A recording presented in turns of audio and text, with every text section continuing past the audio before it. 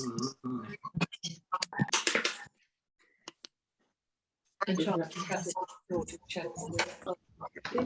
So I thought that might be interesting. There we go. Good, thanks. That's right. Tom's there from Canada. Lots of lovely people. Really? Yeah, Tom's on his iPhone from Canada. Oh, right, good for him. Who's Tom's here? Oh, Tom. Hi. Hello, Canada. Hello, Canada. Wow. Got my hat on. Should be a moose. Where's the Yes. moose? Are we mute? It wasn't plugged in over there. It wasn't switched on. Mute.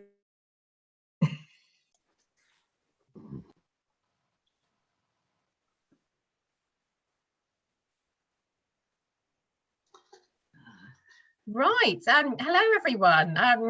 Now, good evening and welcome to everyone to our Zoom talk. We were just discussing how it's actually our first talk since May the 19th. And isn't it strange that there we were, we thought Zoom had gone, but actually tonight, when it is absolutely pouring with rain, well, certainly it is where I am here, definitely not a night to go out to a room to listen to a lecture. So we're very grateful that we still have Zoom.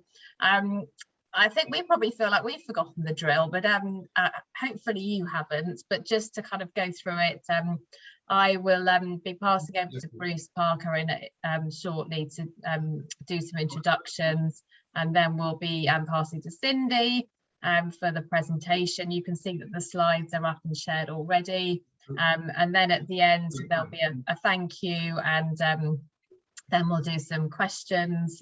You can put the questions in the chat if you want to, or you're very welcome to unmute yourself and ask Cindy your questions. If you could remain muted during the talk, that will be lovely. And if you don't, I might mute you myself. Anyway, just want to say thank you to everyone who we've seen over the last month or so. It has been quite a busy September, catching up with some of our talks that were postponed from before the pandemic struck. So we had a very enjoyable flower arrangers talk in the Paulwood House. We also heard David Jewell talk about Hillier Gardens as well, which is a wonderful evening. Good to see people back in the Paulwood House for both of those. And thank you to everyone who attended the annual lecture, either in the cathedral or via the live stream. And if you did miss that talk by Tracy Chevalier, we do have a recording. So please let me know if you'd like to see that. Anyway, that's enough from me. I will pass over to Bruce now. Thanks very much, Lucy. Good evening, everybody. Really nice to welcome you once again. It seems quite a long time since May, since we did this. Very nice to see a lot of you, of course, at the festival service in July and at the annual lecture, as Lucy has just said. This evening, I mean, just let me say, Cindy Wood is one of our trustees. She is absolute delight. Not only because she's a distinguished historian, but she's one of these trustees who actually, rolls up her sleeves and gets on with the job. But it is absolutely superb to have such a distinguished historian as a trustee already this year. I think this is her fourth lecture to us. So thanks in advance, Cindy. Cindy's going to talk about the Chantries and Chantry chapels of St. George's Chapel, Windsor. Just before you all joined us, we were talking about the connection with Winchester, which I'm sure she'll touch on. So no more from me. Over to you now, Cindy. Could you unmute yourself? Lovely. Thank you very much, Bruce and Lucy. It's really lovely to see so many of you and in the warm. Those of you who've listened to me talk before, you'll realise that my area of research has always been Chantry chapels. I had slight diversion into graffiti. And this work was based on my master's dissertation, where I looked at St George's Chapel, Windsor Castle, in terms of the Chantries and Chantry chapels. Now, for those of you who have forgotten, a chantry after 1300 was the most common form of religious foundation. And it was a mass that somebody had endowed with property or money to enable masses to be celebrated for their soul and their nominees, that often include the king, in helping their soul from relieving some of their suffering in purgatory, because it was believed that God was very happy with the increase in divine service by extra masses, and therefore he reduced some of the suffering in purgatory. And chantries, the more you delve into them, there are two distinct types. They're the perpetual ones, which were meant to be carrying on even today, and then the temporary ones that were limited by a sum of money or a length of time. And my initial thoughts are that the ones in St George's Chapel, Windsor Castle, were all perpetual ones, but we can have a look and see what happens. So we're looking at St George's Chapel in the lower ward of Windsor Castle. It's the home of the religious home, spiritual home of the Knights of the Garter. And this is where we have some royal weddings as well. And the current chapel that you see here, and it's very difficult to get a good photograph of the whole thing, was built between 1475 and 1529. And it therefore was the driving force behind it was Edward IV. And it's no coincidence that this happened when he had his re-adeption, because he had two reigns. Edward IV had two reigns, 1461 to 1470. And then he was forced off the throne, and Henry VI came back to the throne for 6 months. And eventually Edward IV came back to the throne. And this is representative of his second reign and his plans to set up a mausoleum for the York family, York royal family. And we do need to see this chapel as such, as a mausoleum for the York family, which is ironic because in his reign, he had his father, the Duke Richard, the Duke of York, reburied at Fotheringhay. He didn't have him buried here. And I think that's really a distinction between the York who was a duke and the York who was a king. So there's trying to squeeze it all in. So you have a very large chapel built on a very steep slope. And if you look at the consecration crosses, it was actually planned to be 1 bay longer than it is, but such was the slope that I think the work was just too much. So it's actually 1 bay in the nave shorter than it was. And on the extreme right, you can just see the buttresses of what is now the Albert Memorial Chapel, which we'll have a talk about in a moment. So this is the Victorian Albert Memorial Chapel. And this is built over the footprint of the original St George's Chapel set up by Edward I when he set up the Knights of the Garter in the 13th century, Edward III in the 1300s. And this chapel has an interesting history because it was abandoned when Edward IV starts building the large one to the east.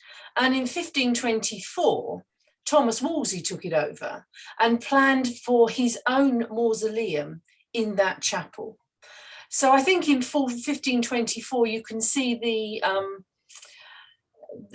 ambition of a butcher's son from Ipswich, that he not only wanted to be buried in the Chapel of Kings, but he actually wanted a complete chapel of his own. Unfortunately, he fell from power, and in 1530, Henry VIII took it over. But an interesting aside is that the sarcophagus was built for Thomas Wolsey and abandoned, and they later reused it for Lord Nelson. And Lord Nelson is actually laid to rest in it in St Paul's Cathedral. So it's nice to know that reusing goes on even in the past. So we're really not looking at this older chapel. This is actually the internal picture of the Albert Memorial Chapel, high Gothic of the Victorian period. And there is the unfortunate Duke of Clarence, son of Victorian Albert, is buried there. So this is the Edward IV Chantry Chapel of St George. Starts in 1475 and goes through different phases of building. And I've identified 10 chantry chapels in this building. And one of them has, the Ferrers Chantry, has no location. We have no idea where it was. And so I'll be taking them chronologically.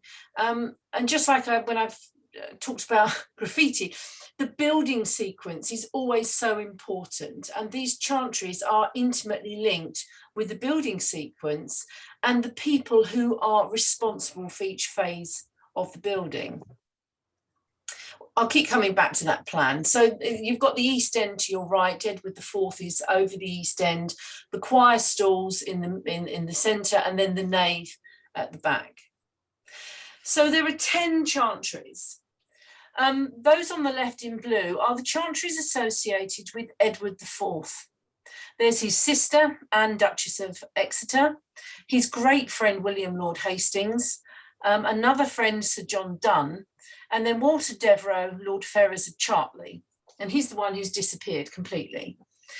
And then we have the ones in green are in the reign of Henry VII, but actually they're not there because of Henry VII. They're probably there because of Reginald Bray. And then we have the two in grey are the Canon John Oxenbridge is a canon of the house, is the only canon to have his own chantry. And the Pash Plummer one is a bit of a group. There's 2 canons and 3 people from the town of Windsor. So the building of this chapel starts in 1475. And in this period, the whole chapel is laid out and the consecration crosses are in the nave building as well. But by the time of the death of Edward IV in 1483, only the chancel, the East End, the crossing, and the choir, where the choir, and it's an affectation of St George's that they spell choir in that way. I learned that quite early.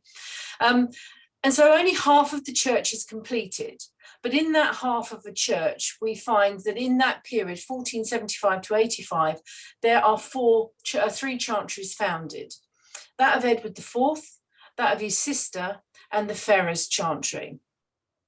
So in the shaded area, that's all that was built. And there are records from this period of a wooden wall having been constructed to separate the 2 areas off. And later on, there's even records of them having glazing in it.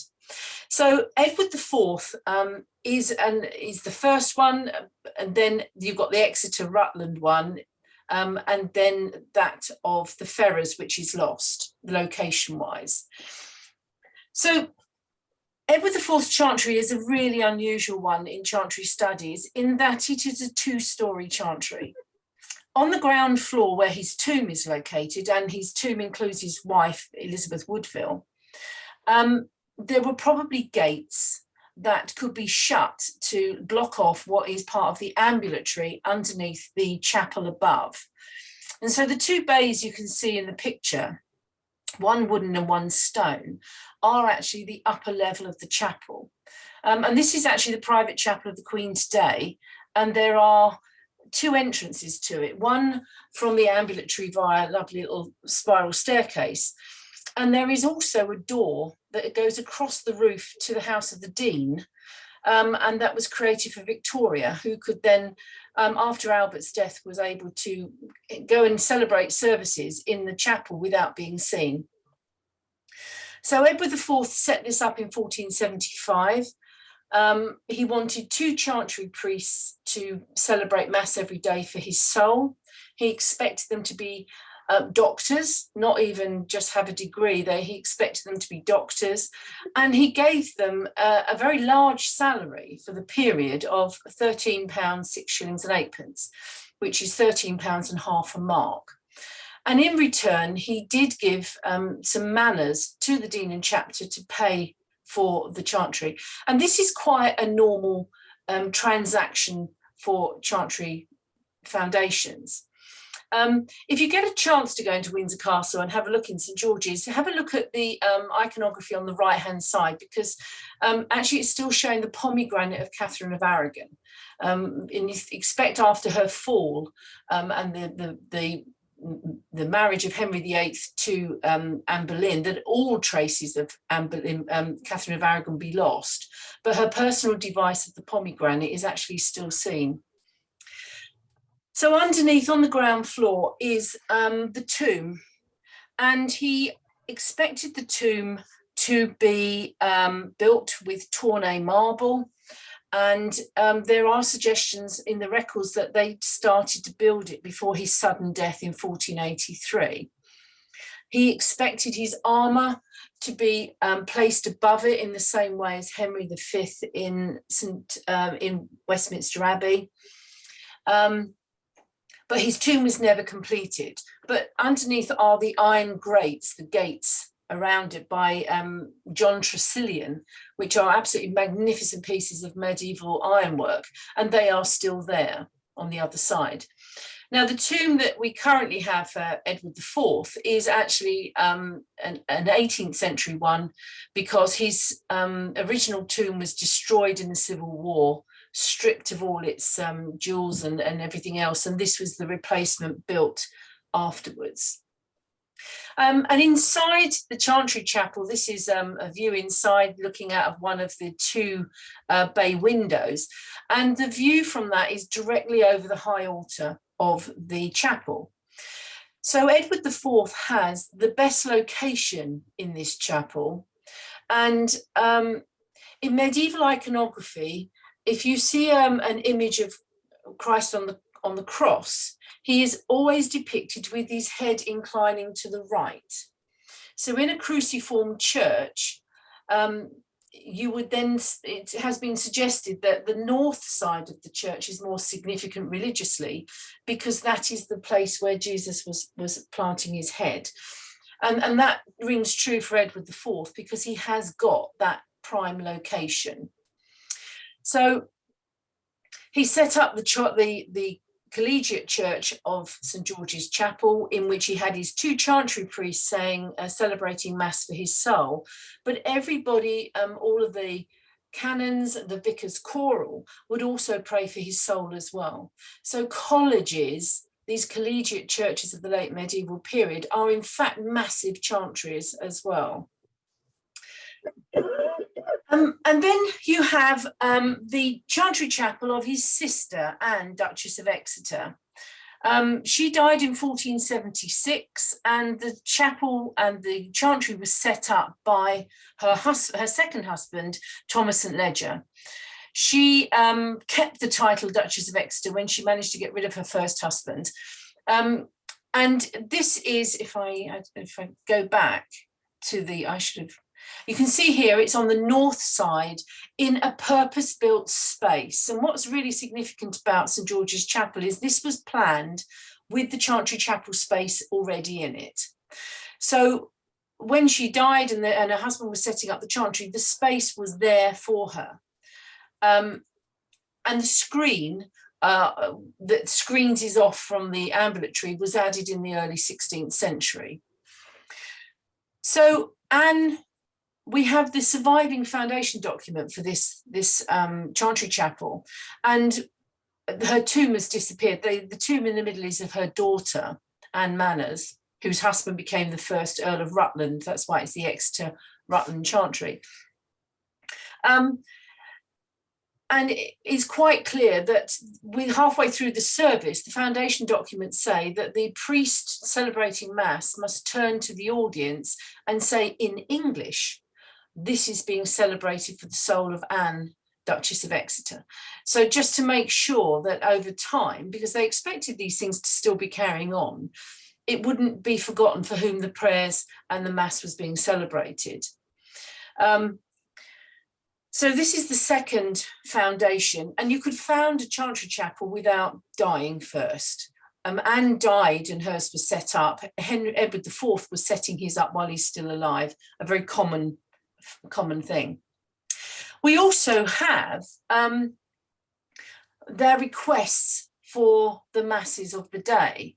So the use of serum is on the right, and you can see here the involvement in this period of a lot of people in personalising their religious experience. And so between Anne and Thomas, they wanted their masses in a particular order. And the Wednesday, the Mass of the Wounds of Christ, is actually a fairly new mass at the date that she died. So they're actually quite at the forefront of medieval patronage at this point. So you can see that there is this idea of personalization that you can do. And this is the tomb of her daughter, her only child, Anne, and her husband, Lord and Lady Roos, and he became the Earl of Rutland. But her tomb has completely disappeared. And in this period, the third chantry founded is by Walter Devereux.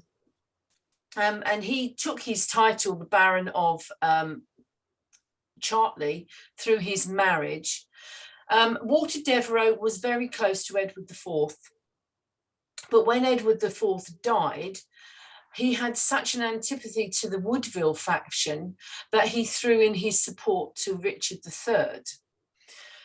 And he was at Bosworth in 1485 and was killed in the battle. And the chantries, he had a chantry, we know that because of payments to the priest, and they abruptly stop in 1485.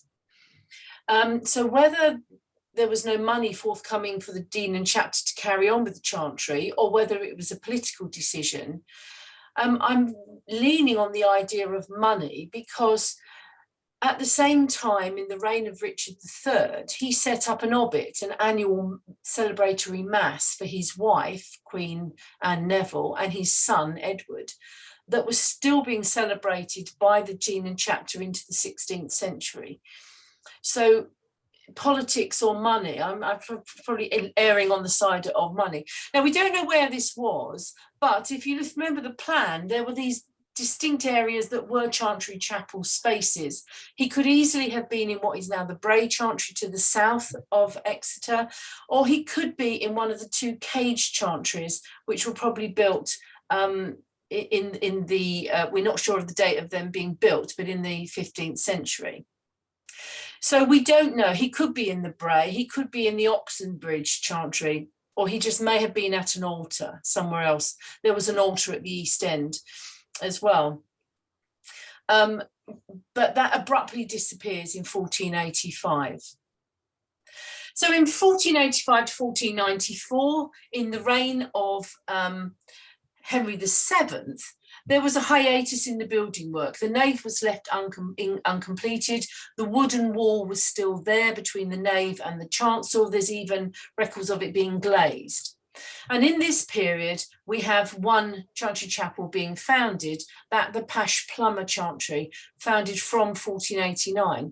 But this is a group chantry. There's two canons and three men from Windsor who combine their resources to pay for a priest. And it shows you the close links between the town and the chantry and the chapel. Now, we really don't know where the Pash Plummer Chantry was. At the end of Victoria's reign, a very eminent historian and antiquarian, Lord St. John Hope, did a massive history of Windsor Castle. He did it in about a year, and it's an enormous tome. And in that, he said that the Pash Plummer Chantry was in the place where the Urswick Chantry is at the end of the nave. But that can't work, because we know that part of the church wasn't built in 1489 when the chantry was founded, because we have the foundation documents. So I did a lot of digging, and with some help from the people in the chapel, decided that a likely location for it was in the bay that's marked PP. One of those is that there are people giving land in return for the chantry before the nave was complete. And then we had a look. This is actually now the steps to the organ loft. And in this bay, which is behind that wooden casing, there are these beautiful medieval angels that are carved into the sides of the bay with nothing below them. And even the carving of the edges of these pillars stops at the level of the angels. So there is a very good suggestion that there was something here when they were building, that they didn't bother finishing off the pillars below these angels, and that the only chantry we don't know about, apart from Ferrers, is the Pash Plumber. And so there is a very good chance that this is its location. And if it was, it disappeared in the 18th century when they redid the organ loft and put these stairs in. And so if it had been made from wood, which is highly likely, it's easily dismantled. So we know that John Scott gave land in 1489, and in return he wanted prayers and masses celebrated for Thomas Pash and William Hermer. And included that are other people from the town. So this is the royal chapel in the royal castle that men from the town were able at this point to have their chantry founded in. And it shows the relative neglect of Windsor by Henry VII that they were able to do this. And Pash and Hermer were both canons of the chapel, and they both held royal roles, quite minor ones, but they were people who were in the royal court. So both of them were sub-almoners to Henry VI, bearing in mind that Henry VII was related to Henry VI. They had a connection, and they had held other roles, but they were able to found this chantry in this prestigious chapel. And I think that's because of Henry VII's relative neglect. And then from 1493 to 1498, we start seeing the chapel, the original chapel, was starting to be demolished. And all we have left now is what's called the Galilee porch, which is the entrance the Queen always uses when she goes into St. George's Chapel. And that's all that we have left. It's now rebuilt. So from 1498 to 1509, things start hotting up at Windsor. The nave is completed, although one bay shorter. The vaulting is started, but that isn't finished until 1529. And the Oliver King Chapel is built, but that's not a chantry there's no evidence that was ever a chantry. But we find that in this period, the Hastings, Beaufort, Bray, Dun and Urswick chantries are founded in this period, which is interesting when Hastings, Bray and Dun are all people associated with Edward IV, not Henry VII. So there's an honouring of commitment that's going on in this period. But at the same time, politics intercede, really. Henry VI, by the end of the 15th century, was considered a quasi-saint. He was attracting pilgrimage, and he was a Lancastrian, the king was a Lancastrian. So he was being moved from his monastic resting place, I think it was Sheen he was placed, and taken in great ceremony, stopping overnight to end up at Westminster Abbey. And in great pomp and circumstance, he gets to Windsor Castle. In great honour, he's placed into the overnight, and then they wouldn't let him go. Windsor said that they had the records that proved that Henry VI wanted to be buried at Windsor, and therefore, possession being 9/10 of the law, even in this period, they refused to let him go. And so there's an enormous row between Windsor and Westminster over the remains of Henry VI. Which Westminster lose because Henry VI is still there. But what happens is that Westminster then say to Henry VII, we will let you take our Lady Chapel down. We will let you rebuild it for your own mausoleum. It's Our Lady Chapel for the monks of the Abbey, but you can have your burial there, and you can have you can rebuild it in whatever style you want. So the current Henry VII Chapel at Westminster Abbey was actually planned at Windsor. So the earlier destruction of the original chapel was in preparation for Henry VII to build his mausoleum at Windsor, but the row over Henry VI means that Westminster got him instead. And at this point, Henry VII then hands over to his very close friend Reginald Bray the finishing of St George's Chapel. And so it's Reginald Bray's money that completes the building of St George's, not Henry VII. So this is the original tomb of Henry VI, who's still there on the south side of the high altar. And that is, I mean, they put chairs on him now, which is a bit naughty, I suppose. But that's Henry VI, and that's why he's there. And so if you've ever been to Westminster Abbey and seen the magnificent Henry VII chapel, that was originally planned for Windsor. And so what we have is the completion of the nave end of the chapel, and the establishment of the last few Chantry chapels. So Lord Hastings, William Lord Hastings, a very, very close associate of Edward IV, not well liked by obviously Richard III, because he was executed very soon after Richard III claimed the throne in 1483. And his widow petitioned Henry VII to complete the chantry. The chapel was probably already built, but there were no services being celebrated in it. And so in 1499, she is able to set up the chantry for her husband. We're not sure where he's buried. But what's important with Hastings is how close he is to Edward IV. And so you can see that Edward IV was gifting spaces in the chapel as a form of patronage, a religious patronage. So that was founded in 1499. It's been heavily restored. It's a tiny little cage chantry with pictures of St. Stephen, but very, very well restored. And then we have Sir John Donne. Now, his brother-in-law to William Lord Hastings, he is also very close to Edward IV, and who died in 1503. And the only reason we know there was a chantry here, because there's no physical remains of it, are the payments from his own accounts to his chantry priest at Windsor. And so John Mundy was his chantry priest. He paid from his own accounts to pay for John to live and celebrate Mass in Windsor. The location isn't clear, and it may well have been just at an altar. He might not have had any kind of superstructure around it. But whatever happened, it stops in 1538.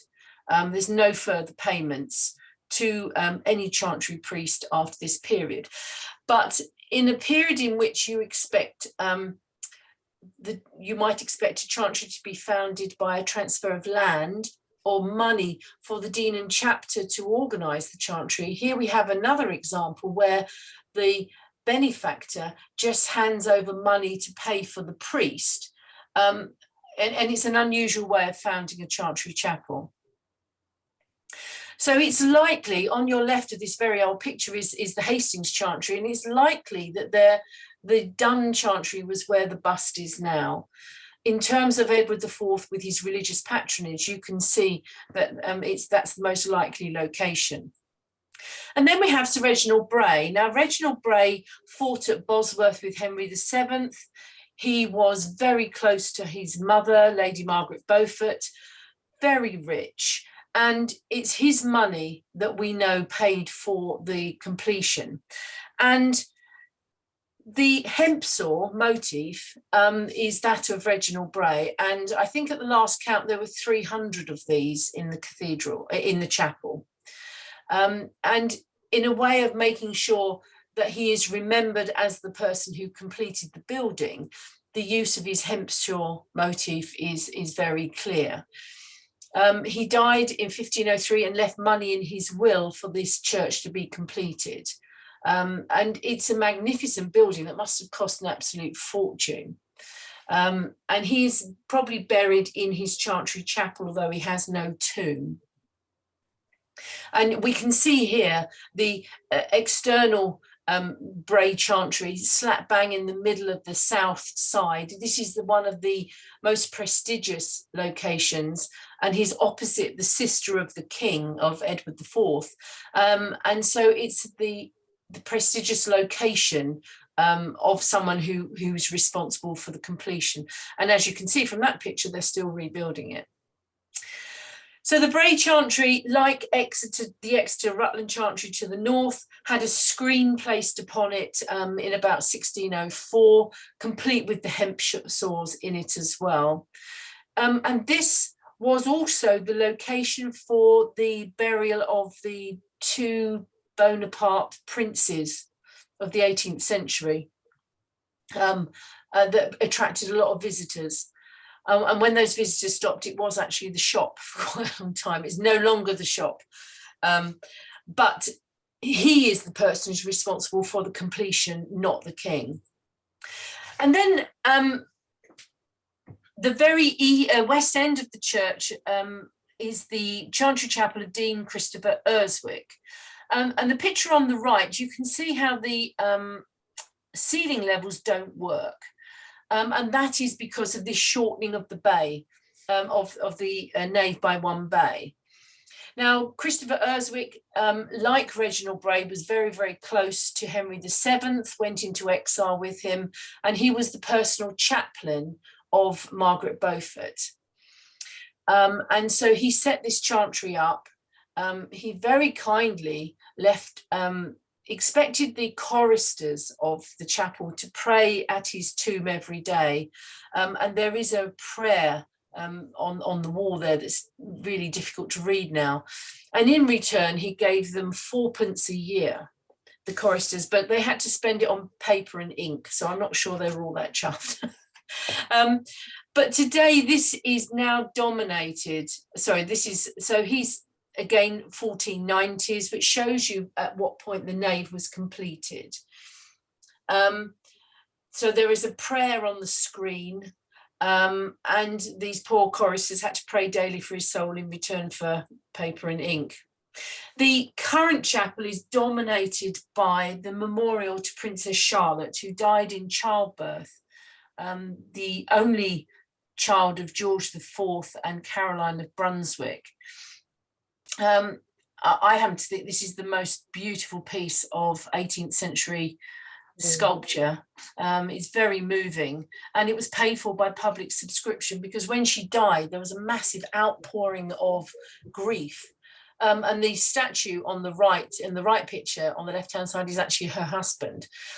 But it's the death of Princess Charlotte that enabled Victoria to come to the throne. And then we have the chapel on the corresponding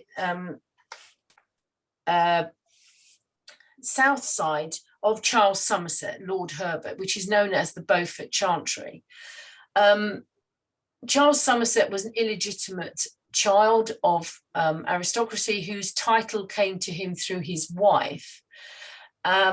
His tomb and his burial is now at Badmington House. And a lot of the documents that survive for this chantry were destroyed in a fire at Badmington House, which is really difficult. And we do have here again Lord Charles requesting his own version of masses for the week.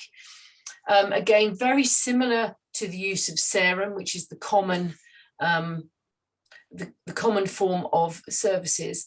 But you can see how these chapels were so important to people that they would actually set up their own version that suited them. And the last chapel is that of Canon Oxenbridge. And over the door, you can see the rebus for the ox and the bridge, just in case you forgot who the chapel was for. This is in virtually the same as the Hastings Chantry to the north, but one bay further west. And the documents that survive for this disappeared under mysterious circumstances. So he's just a canon. He's not the dean, he's just the canon. But we know that lands in Old Windsor and Bray were given to the chapel in 1522, possibly as an endowment for the chantry. But we only know that because Canon Oxenbridge's nephew, once it was no longer a chantry because they were all dissolved, got in touch with Dean Day asking for his uncle's lands back. And he listed the lands that he wanted back because they were no longer being used for chantries. And, you know, they all mysteriously disappeared, never to be seen again. So it is likely, and there are other stories about this dean being quite clever in his dealings, but it's likely that the documents that had survived until then were then destroyed to stop the nephew claiming the lands back. So the Chantries of St George's Chapel, which is a purpose-built, which was built purposely to enable people to have chapels, reflects the various relationships of the kings with the chapel.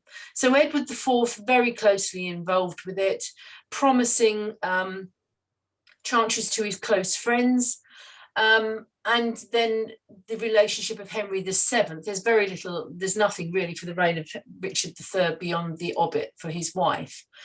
But in a royal chapel, it also reflects the links with the town of Windsor, where some people within the town were able to set up their own chantries there. But there's no deans that were able to set up a chantry, which makes the Oxenbridge chantry really unusual. And you wonder whether it's the later date that was there. But this is of a pattern, and there's not many churches that were built in this period really in England, but you can see how the focus for chantry chapels is actually reflected in the architecture. Chantries all disappear after the two Chantry Acts. There's one in 1545 by Henry VIII, but really that's just a money exercise. He doesn't actually disagree with chantries because in his will, he asked for a chantry chapel above his burial in the choir at Windsor at St George's. And the iron grate around it, in the same way as the iron grate around his father's at Westminster, was actually built. But it's not until his son, Edward VI, comes to the throne, a precocious child, that we have the Second Chantry Act of 1547, which dissolves all chantries, except those at Oxford and Cambridge universities, a tiny little place in the Isle of Ely, which no one's ever got to the bottom of, and those at St George's Chapel, Windsor Castle. Now, considering only one of those is of an ancestor, you have to ask why he left them out. But they were left out, and they were the only place, they're still the only place really, where chantries can continue. But what we find is that payments to chantry priests are all gone by 1628. And even in the late 16th century, it's quite clear that they say that they are augmenting the salary of the organist. The money from the chantry is augmenting the salary of the organist.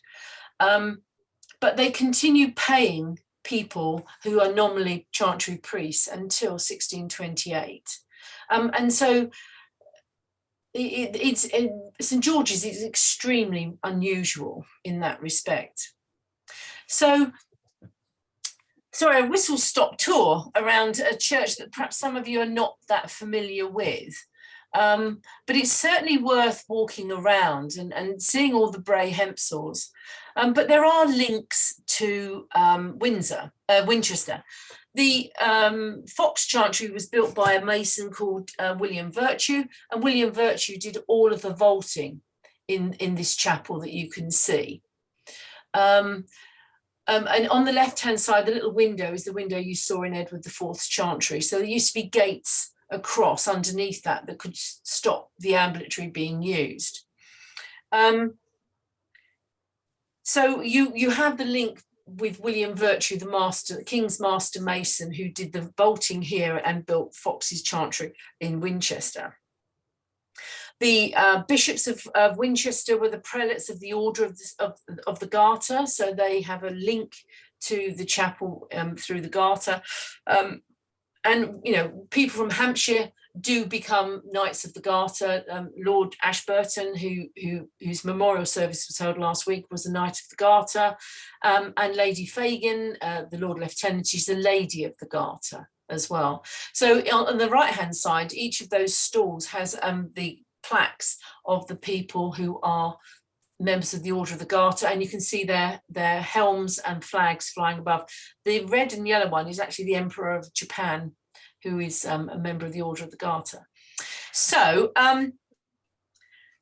it's unusual in a lot of ways. One, it's purpose-built for chantries. The other is you've got the variety of people within it, and the most important thing in some respects is the fact that they've never been officially dissolved, which makes them really quite unique in terms of chantry chapels. Thank you very much. Hi, Cindy. Absolutely fascinating. I've got so many sort of thoughts and I had sort of questions coming up, and then you sort of answered them. Like, oh, thank you. Well, no, for instance, I was thinking how interesting that this has got so many chantry chapels. You know, granted it was purpose built, but that sort of explains why, compared with Winchester Cathedral, let's say, there are so many chantry chapels, because it was obviously part of the design, wasn't it, to do this? But I was thinking that, and also, I mean, I know I'm very ignorant. I hadn't realised so many people who weren't, because in Winchester it's all bishops. Yes. You know, and of course we didn't have kings around in quite the same way as presumably Windsor did. But, you know, here you've got, but what's so interesting is you've got a dean, but you've also got, you know, barons and wives and various people, which, and I don't think I actually realised that chantries were available for people like that, if you see what I mean. So if you had the money, you could do it, really. Yes, yes, absolutely, yes. Yes. Absolutely fascinating. And again, I don't think I realised that there were a few places where chantries hadn't been dissolved. You know, Oxford and Cambridge, and fascinating, absolutely fascinating. There's a little place called Newton in the Isle of Ely that was included as an exemption, but I'm not sure why. No. Absolutely, I mean, absolutely fascinating. But my goodness, what a huge subject to have to cover in a very short time. And you've admirably taken us around it. I mean, my brain is rattling. Sorry. But no, but in a very positive way. And as I say, mostly you answered my questions as they sort of occurred. And as I say, sort of being a Winchester person, you know, well, you know, in terms of the cathedral, you get a sort of full sense of what chantries are, yes, in a way, you know. Yes. Anyway, yes, thank you very much. Thank you. Absolutely lovely, really good. Thank you, Natalie. Yes, thank you from me, Cindy, for your talk. I've just got a couple of questions that people have asked me on the chat.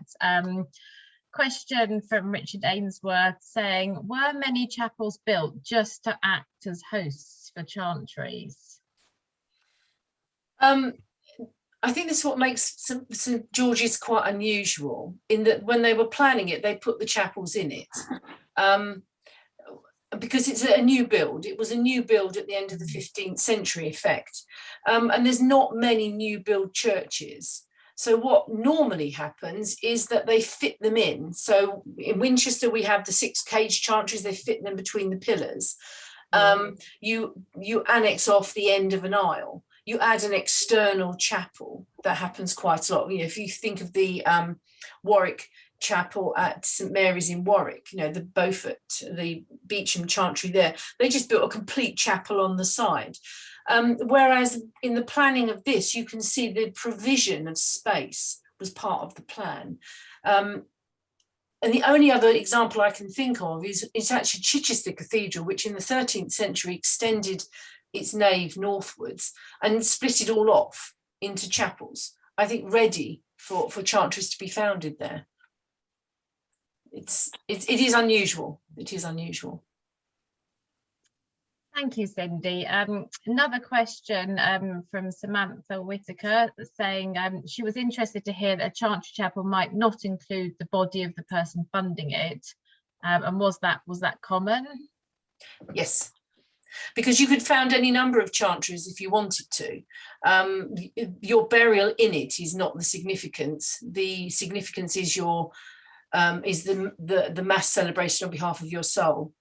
So I'm trying to think of it's very common to actually found, sorry, my husband's printing. Oh, such a noisy thing, printers, aren't they?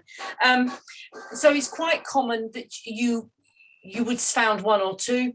You did not have to be buried there, and you would set, especially perpetual ones like this, where there is a transfer of property, they were often done and set up before you died.